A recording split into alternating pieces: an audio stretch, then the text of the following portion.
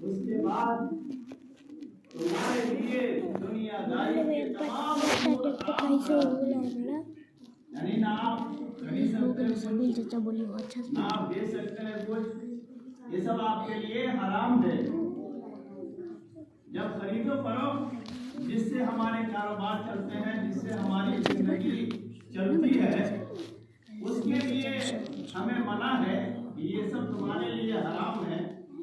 سوچے جائے کہ ہم لفظیات میں پڑے رہیں، کھیل تماشے میں پڑے رہیں، یا اس وقت کا انتظار کریں کہ جب خطبہ ہوگی، خطبہ کے وقت ہم جائیں گے، تو یہ سب ہمارے لیے جائز نہیں ہے۔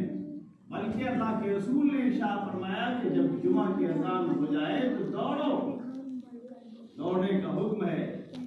لیکن ہم نے جمعہ کا احترام چھوڑ دیا۔ مسلمانوں کے اندر سے احترام سید الایام ختم ہوتا جا رہا ہے۔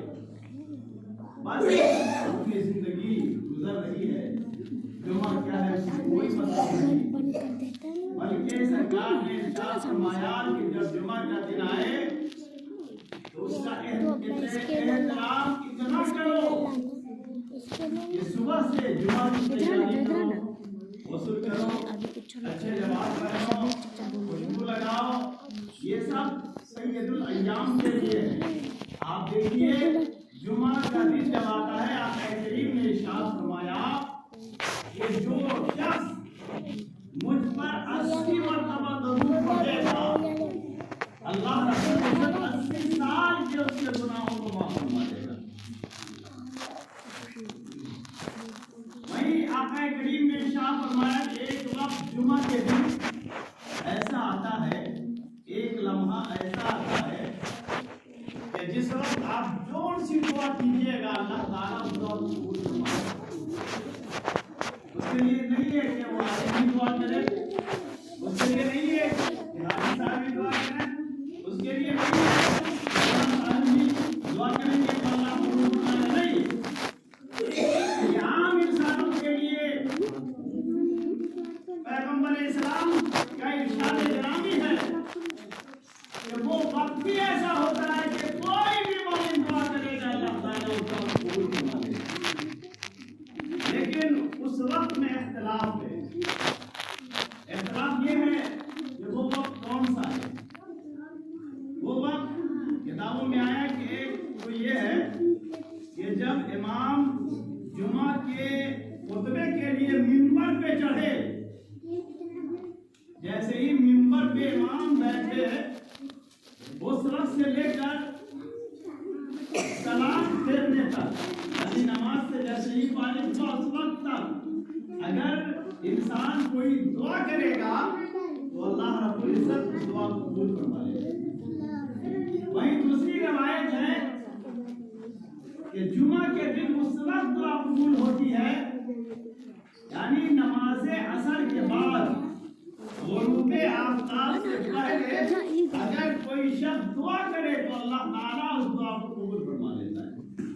تو گویا یہ دونوں اوقات ہیں، دونوں وقتوں میں سے آپ چنیں، اور بہتر یہ ہے کہ دونوں وقت دعا کریں، اللہ تعالیٰ اس کو قبول فرمائے یا اس کو قبول فرمائے۔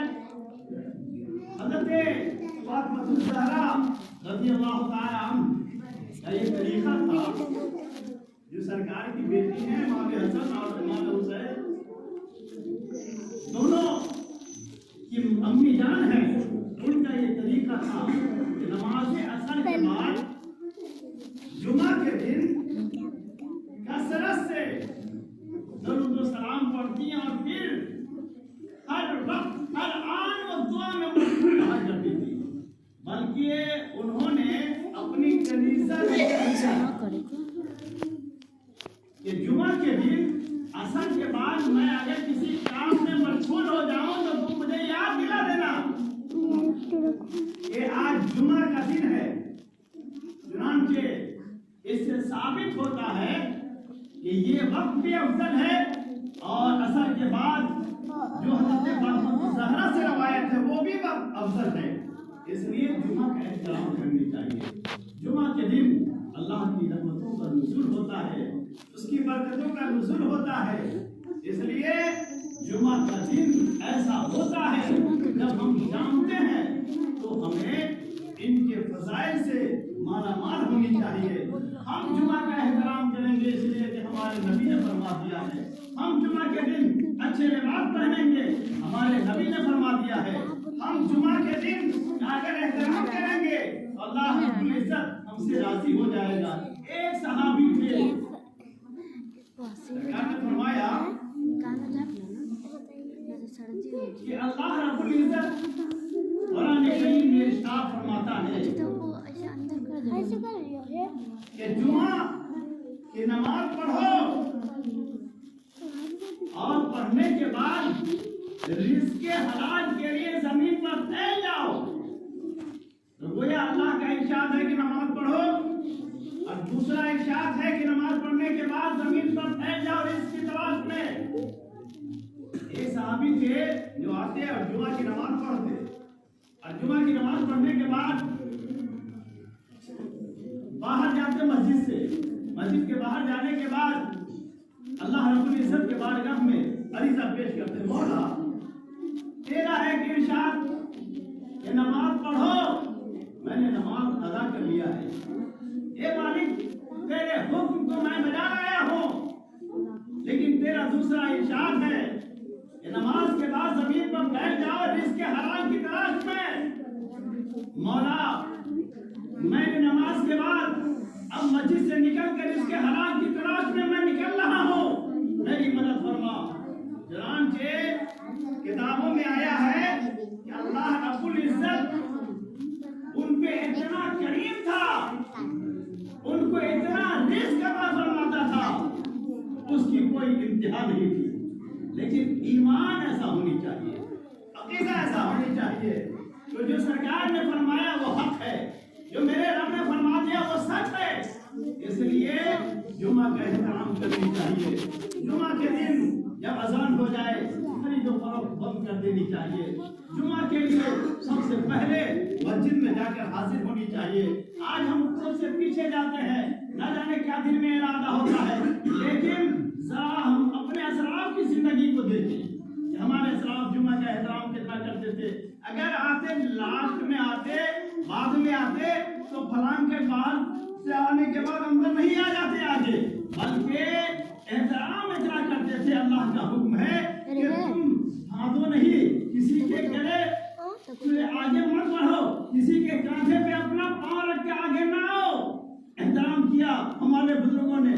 سرکار مفتی اعظم ہند کا زمانہ ہے، سرکار مفتی اعظم ہند گئے مبارک اشرفیہ اور وہاں آپ کو جمعہ کی نماز پڑھانی تھی. جمعہ کی نماز کے لیے آپ کا انتخاب ہوا تھا کہ آپ تشریف لائیں اور یہاں جمعہ کی نماز آپ پڑھائیں گے.